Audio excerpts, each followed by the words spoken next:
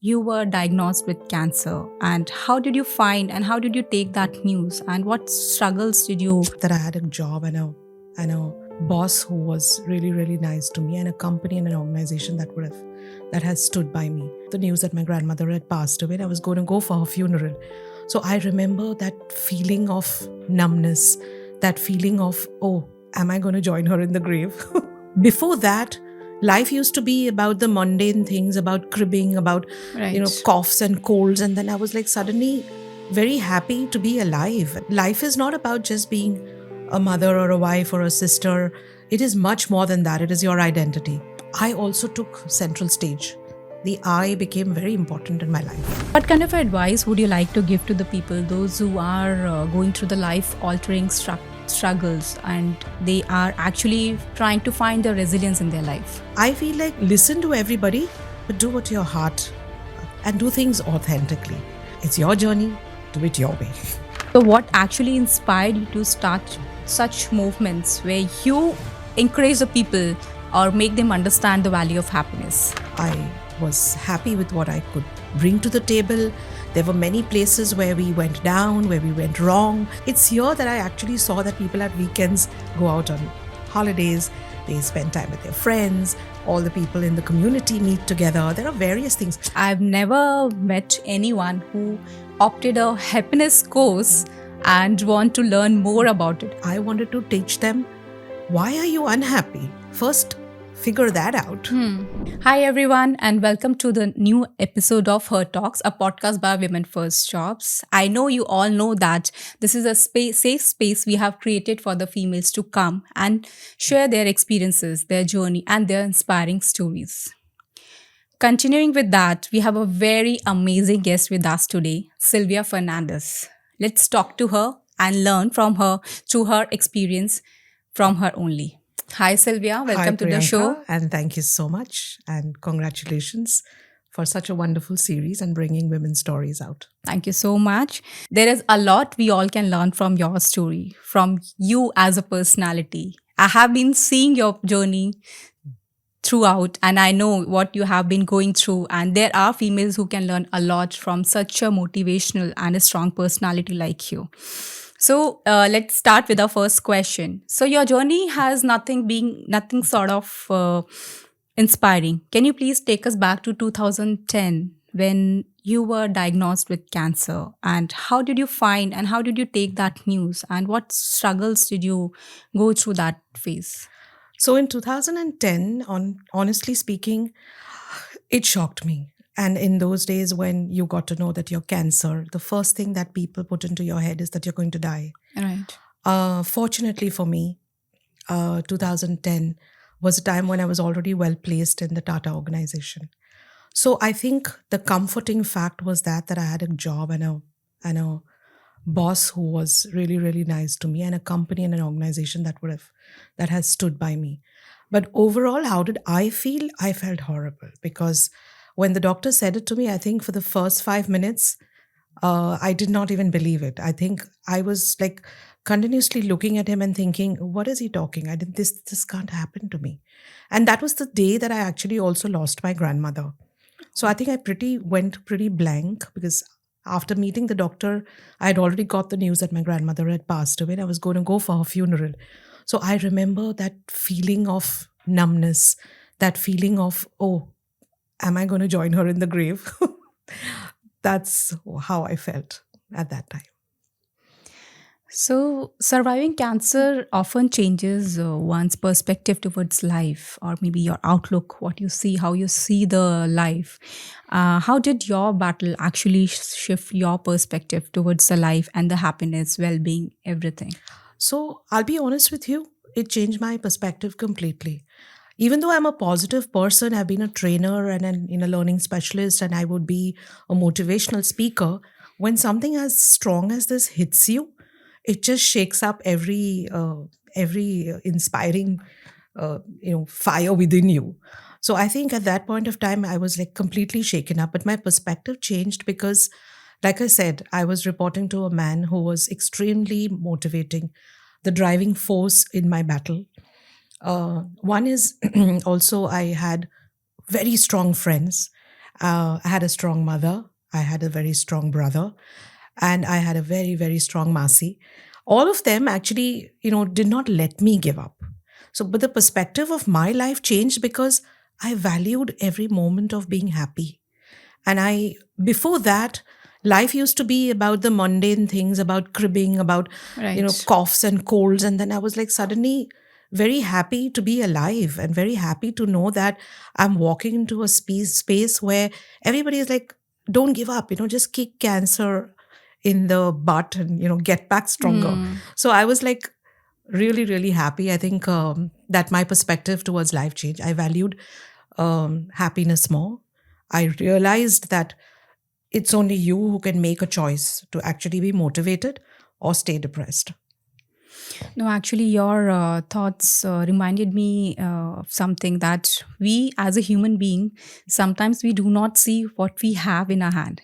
And we always crib about the small things, the small issues, or maybe the things which we don't have, the others are having in their life. We always think that they have the best life. And what we have, we generally don't value.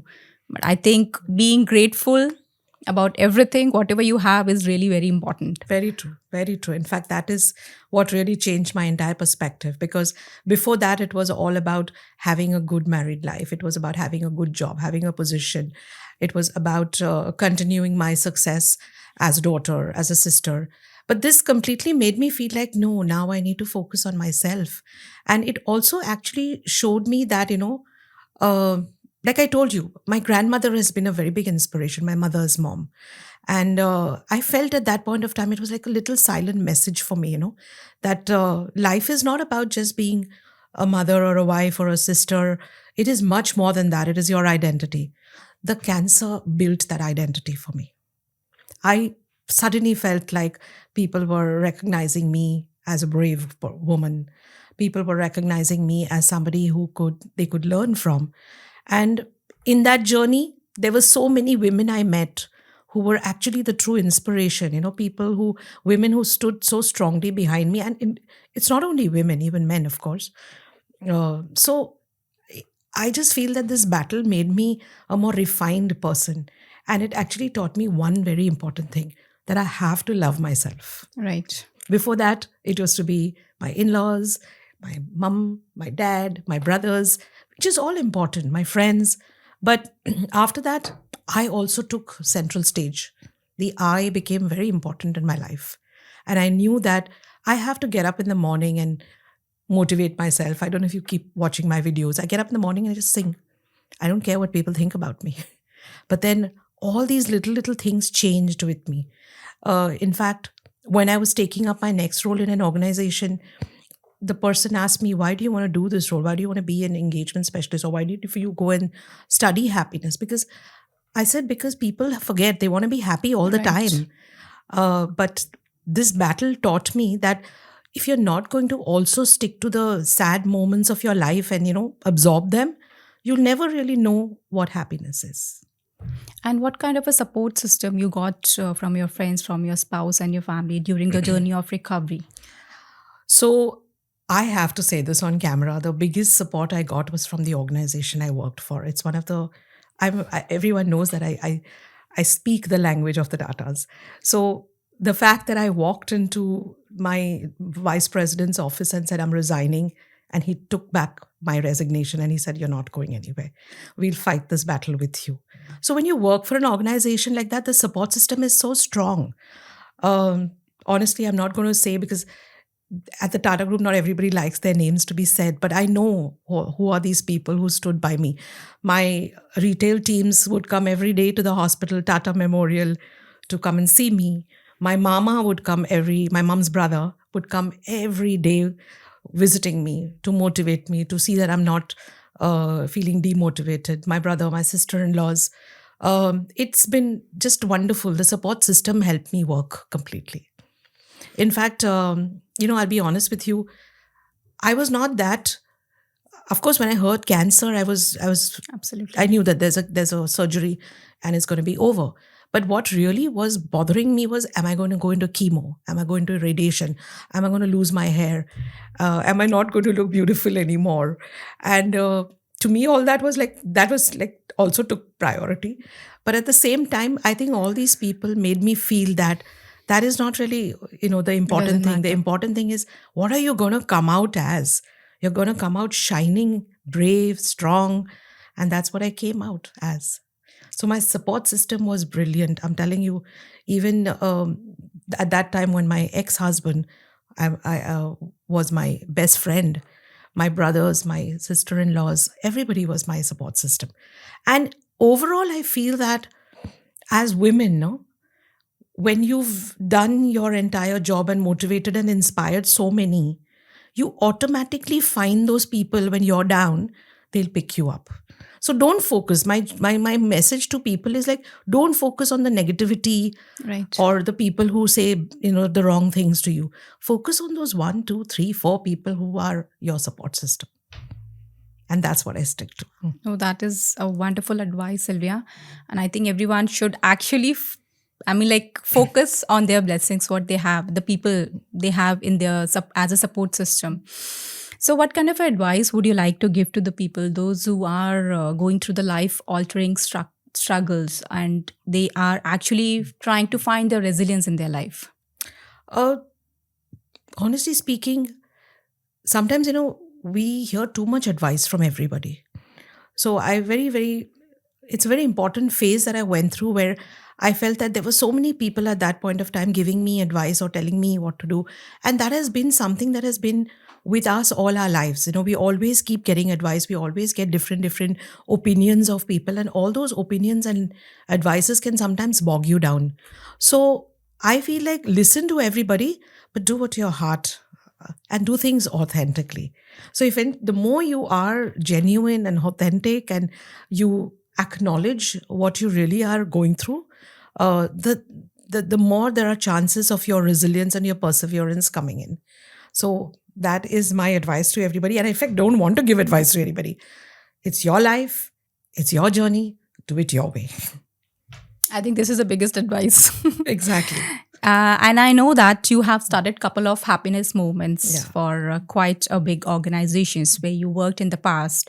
So what actually inspired you to start such movements where you encourage the people or make them understand the value of happiness? So I've always been into HR and learning and development, and always been into roles where you have employee relations, employee engagement.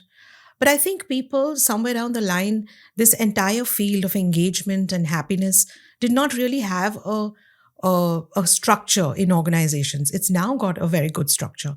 So when happiness came to me, the first thing that happened was there was a company in California called Delivering Happiness. They have a certification, and I wanted to study happiness. So I said, I want to go deeper into this topic and understand what is happiness. But when I went through the entire education, which was a 4-day extensive program of understanding deep within what brings you unhappiness and how do you find ways to actually make choices to bring you out of those situations, and how there were tools that we could apply. I was like, wow, this is very close to what I've been already practicing on doing, but it just had a more better structure. So I think, first of all, finding that program and then making myself a certified happiness coach was the biggest blessing. Then after that, I got opportunities and leaders who believed that I could lead a movement. And I did well. I was happy with what I could bring to the table. There were many places where we went down, where we went wrong, but we were all together in this whole Right. thing in such a good manner. And I think we were in an environment like Dubai. Hmm. The organizations here are more open to people having engagement, people having a work-life balance. It's here that I actually saw that people at weekends go out on holidays, they spend time with their friends, all the people in the community meet together. There are various things. And I feel that I realized that I was somebody who chose to do something different every week. I didn't want to stick to only doing one thing. So I think many people in their life should actually find avenues of how you find and make choices to be happy. You have 100 reasons to be unhappy. You have 100 reasons to crib. But hey, God has given you one life. please work on yourself wisely and make the most of what you've been given. You're actually a human being. So I feel that that's, I hope I've, put it across to you in the way that I wanted to deliver this message that, choose happiness, make choices that truly make you and people around you happy without bothering and hurting her, without bothering and, thinking about all the possible people who, what do they think about you? What is their opinion? Where will this take me? I think that's something that I left behind. I was like, I'm going to enjoy this stage and this moment. And I had fabulous colleagues, fabulous bosses. I've only learned, I've only grown, and I've only bloomed. And I think this is something very interesting, came to my knowledge as well, because I've never met anyone who opted a happiness course and want to learn more about it. I have always, not only me, so many people, they always meet the people, those who want to learn entrepreneurship, how to earn more money, how to be like balance your life and other thing. But this happiness, a person who is choosing to learn the happiness, this is something very unique, and I think very, very good in terms of the life altering aspect. Absolutely. And also another thing is, see, when you're choosing a topic like this or a platform like this, remember you're not only touching your own life, you're also inspiring so many other people. Absolutely. So it is so important because when I was there, like I said, I didn't want to give advice to anybody of how you can be happy. I wanted to teach them, why are you unhappy? First, figure that out. If you figure that out, you'll be able to get the rest of your life in place. So happiness is about purpose. It's about pride. Do you have a purpose in life? Do you really take pride in what you do or who you are? Do you celebrate yourself and do you celebrate others around you? I think more that you do for people, the more that you do for communities, the more that you do without any selfish motives, it just starts showing in you. You'll smile more, you'll glow more, you'll care less. So I think that's been the major reason why I chose a topic like this or a career like this, and I'm very happy I did that. No, that is wonderful. And let's bring more happiness to this conversation. So we have curated couple of rapid fire questions for you. Okay. Okay. So whatever Oh, I comes love this first style. to your mind, you have to answer that. Cool. Okay. So what is that one quote which keeps you motivated? Believe in love. Nice. Okay. And what's your go-to self-care ritual? My go-to self-care ritual: get up in the morning and hear a very inspiring song, stand in front of the camera and dance and sing and make people smile. Okay. Sometimes I have these expressions where people see my videos or they see my messages and they were like, how do you do this? And, don't you feel conscious? No, I don't. So I think my go-to ritual is that. Other than that, I love to remember God the first thing in the morning. So every day in the morning, the first thing I listen to is a prayer or a chant or something that brings me closer to God. That is something that the battle in cancer taught me, that I have to appreciate that one Almighty, that one force that helps me every day to choose what I really want to do. Okay. And any song that lifts your spirit up? Oh, Top of the World by Carpenters. Okay. Okay. Top of the World, Carpenters. That's my favorite song. I have two songs actually. And most of the time on my videos, you'll see me singing these two. Yeah. One is Top of the World by Carpenters. And the other one is I Am Alive by Celine Dion. I just love these two songs. Lovely. So any one piece of advice you would like to give to your younger self? To my younger self, yeah. I would love to, actually, like I said, I don't like to give advice, but to my younger self, yes, I would love to say this, that I wish I had not focused so much on, running behind a successful career or being a successful wife or trying hard to be a mother. I wish I'd not done all that. I mean, I should have just at that point of time, it was after the cancer that I realized that what was I even thinking? Why was I even running behind all this? And there are times when all of us are just running. So Um, Now, if you ask me, when I was younger, I used to feel lonely. I used to sometimes feel left out. I used to feel like I'm missing out on something. At this point of time, I'm single and I'm the happiest. And I don't know why, but at this point of time, at this moment, I see myself doing this because I'm so happy doing this by myself. So when people ask me, "Oh, you've been single for such a long time, are you happy?" Yes, I am. Because the moment you can be happy alone, the moment you can say, "I don't feel lonely," which we do feel at sometimes. But if you're constantly going to be feeling that, you're driving yourself into depression. You're driving yourself into a space where you're all the time wanting something. So that space that I was in when I was younger, I'd like to give advice to. I wish you had not done all that.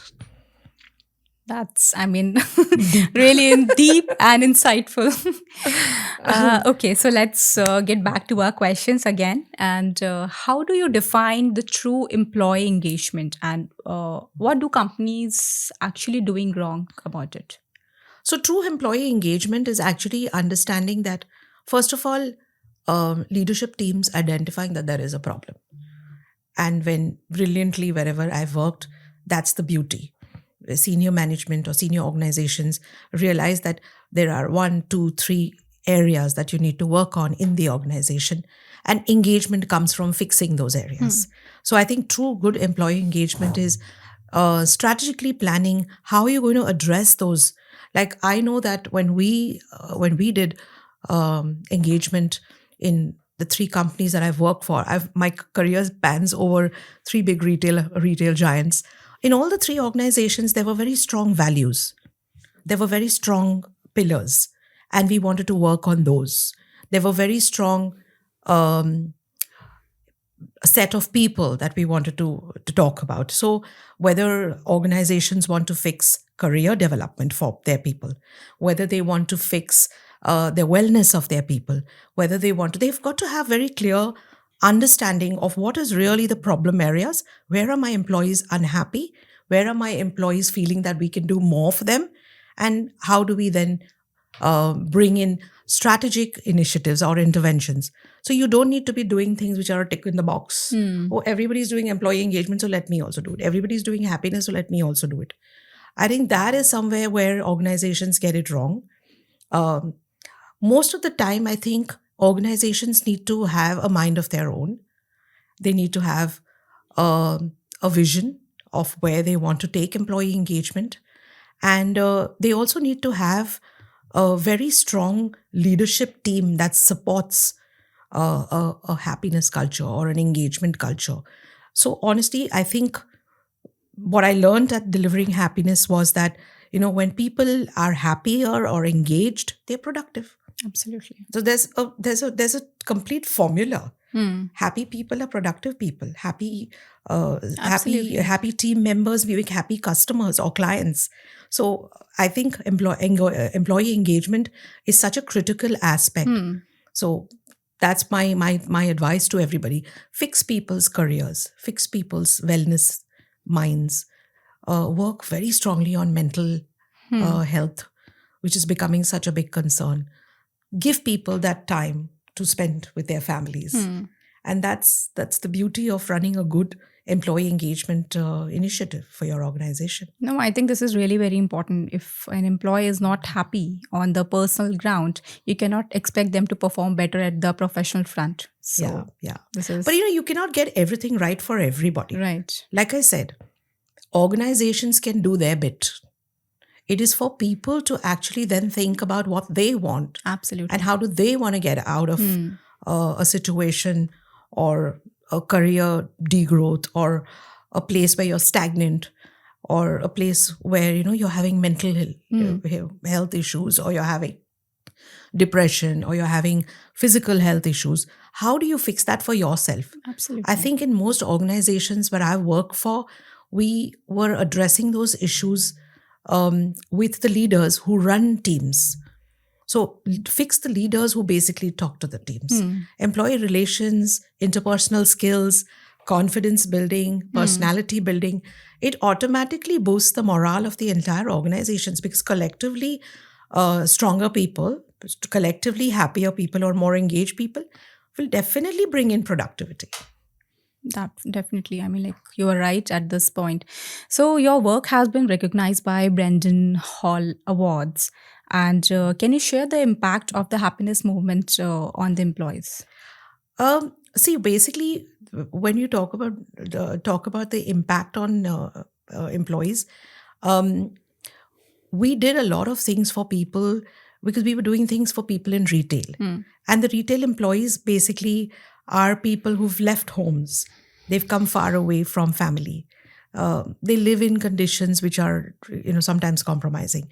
So, how do you actually help that person go back home feeling a little more happier?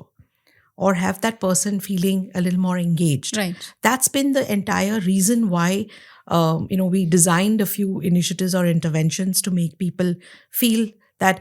So every time the reason we won the Brandon Hall together, the organization, is because we had a happiness day in the organization. Those happiness days were themed around things like gratitude, kindness, because that's the behavior you're trying to bring in everybody.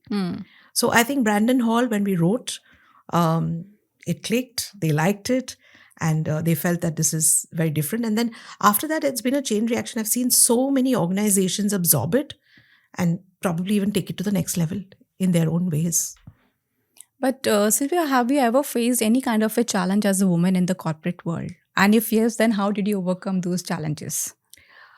In the corporate world, I'd like to say this to women out there that what we face is what everybody's facing. But if you see, there are chosen people or inspirations around us Right. of women who basically choose to make that choice and step up forward and take their own careers in their own hand.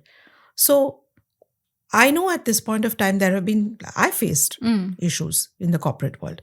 But how I looked at it was, I always identified that it was not really about male or female. It was about skill. It was about talent. Right. I felt I had the talent and I could bring this to the table. Right. If you believe that you have the talent and the skill, nothing in the way should stop you. Just go head on and get it. Yeah. Where I've seen things fail, I've spoken to so many women groups. I had the good, the good fortune to actually be able to work with so many women in Rajasthan, in different parts of India, in Saudi, where most of the time the reason why women face challenges is because they themselves sometimes were not confident. So when I train people, I use a very, very strong personality called Sheryl Sandsberg. She basically is somebody who said, take a seat at the table. So if you want to sit in the boardroom and sit and take the last chair in the boardroom and not say anything, then it's not really about the men or the women or the people around you. It's about where you choose to sit and what you want to bring to the table. So I have been that kind of person. I've had colleagues, I've had not only men, but even women sometimes bring each other down. But what I chose to do is like I made my voice a little more louder. Absolutely. I learned and educated myself more. I learned when to stop and when to allow others to take things forward. So I think women are great leaders. We're proving it all across. We are great leaders. And if you please look around you at those women. Absolutely. They are women who basically have an opinion, but they don't go head on not being kind or forgetting the emotional side of a woman or not being authentic. So I just believe that in the corporate world, be the leader, be the woman leader that you want to be, but don't forget who you are and don't forget those core skills or those core virtues that you have. Keep them that way. Keep it alive. Because I believe that in the corporate world, my success has been because every time I would go to meet somebody in an I'm been in touch with everybody in all the three organizations. I still go and meet my friends who I worked with 2 decades ago. But what I'm glad they remember me because they say you've always been so genuine, or you've always been so authentic, or you did this for us. So I sometimes forget that I've done that. So I think eventually if you're genuine and you're authentic, nothing in the big bad corporate world can affect you. I'm hoping that that makes sense. No, absolutely. I think the first thing you should be vocal. Yeah. And before vocal, you should have those knowledge within yourself that you, whatever point you are putting in front, that is valid. So I will not take names because there are so many inspiring women around me. But if I look at those women, they are daughters, they are wives, they are sisters, they are mothers, but they don't stop there. They're also a CEO, or they're also a director, or they're also a senior manager, or they're even an assistant manager. So that is something that you must not forget. Keep that balance between the roles you play in the house and the roles that you play in the corporate world. And you can't shine in both areas, but you definitely are doing your 100%. So, Sylvia, you are an EQ and ER certified coach as well. So, how does emotional intelligence play a role in the leadership and the personal success? It plays a very big role. Eventually, I think EQ and EI became the buzzword almost a decade ago. Right. But now it's picking up even more because eventually it's about identifying what are the emotional aspects or the emotional quotient that you have, and how do you utilize it to the best of your own success and growth. So when I decided to also take up this being an EI or an EQ coach, I think I was very impressed with the tools that it uses and applies, and that can be used in any field. It can be a point of reason why you'll help someone become successful. And when you do EI and EQ with leaders, you make them so aware of where they need to actually be aware of how a certain aspect of their emotional anger, or you can say sometimes brashly doing things in a meeting, how does it affect entire people development? So apparently when you start doing these kind of coaching sessions and you do these kind of training sessions, you bring a room of leaders who manage people, and you help them understand how can you be somebody who can count on your own emotional quotient or emotional intelligence and do it with dignity. So I think that's the role these two aspects play eventually in any person's career or goal. Can you please share some of the simple daily tips for the people to work on their self-love, self-care, resilience, and happiness traits? I recently saw a very beautiful, and I started doing it. I was watching an interview of Coldplay, Chris Martin, and he said that he gets up first thing in the morning and he writes these 12 things that he thinks negatively about, or he thinks is not going to work out, and he writes it and he keeps reading it out.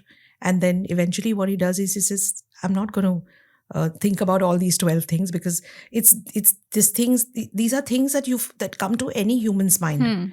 You get up in the morning and you'll first think, oh, I'm in a financial mess, or I'm doing this, or my relationship is not working, oh, I'm getting divorced. So think about all those things. But what he said was brilliant. After that, he says, I just dare it. And then I say, it's going to work. So some of the simple things is that. Number two, I will speak about women. Do more for yourself. Go to the parlor, look good, do your morning walks, do your whatever makes you feel happy. You don't need to be climbing the Mount Everest, but simple things that make you happy, you should do. And another very important thing is, don't only give time for others in your life and try to be someone who's all the time sacrificing things for others. Self-love is also about how you do things for yourself.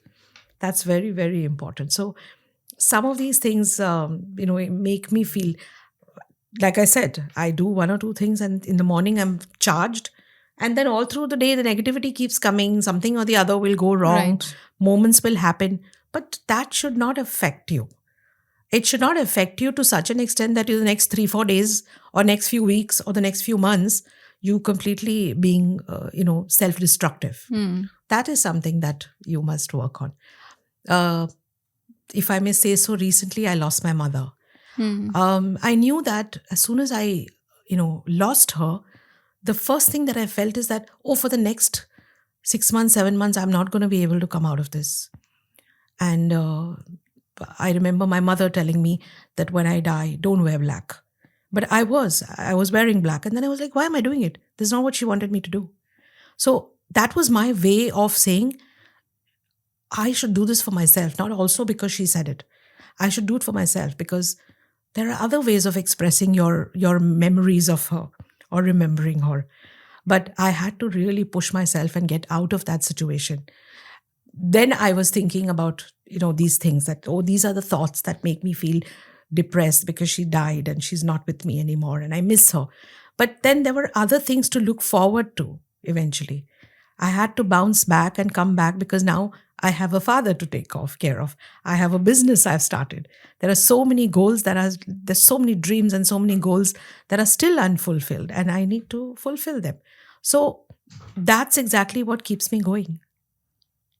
Thank you so much, Sylvia. I think this entire conversation is really insightful and brings a lot of value for the people, those who are listening. I think how to manage your stress, how you can work on your own happiness, your inner peace, how organizations can actually support the employees to bring that happiness just on the papers, but actually the inner meaningful terms. Thank you so much for this. But just last question. Is there any message which you would like to share through our platform to the females, those who are watching this episode?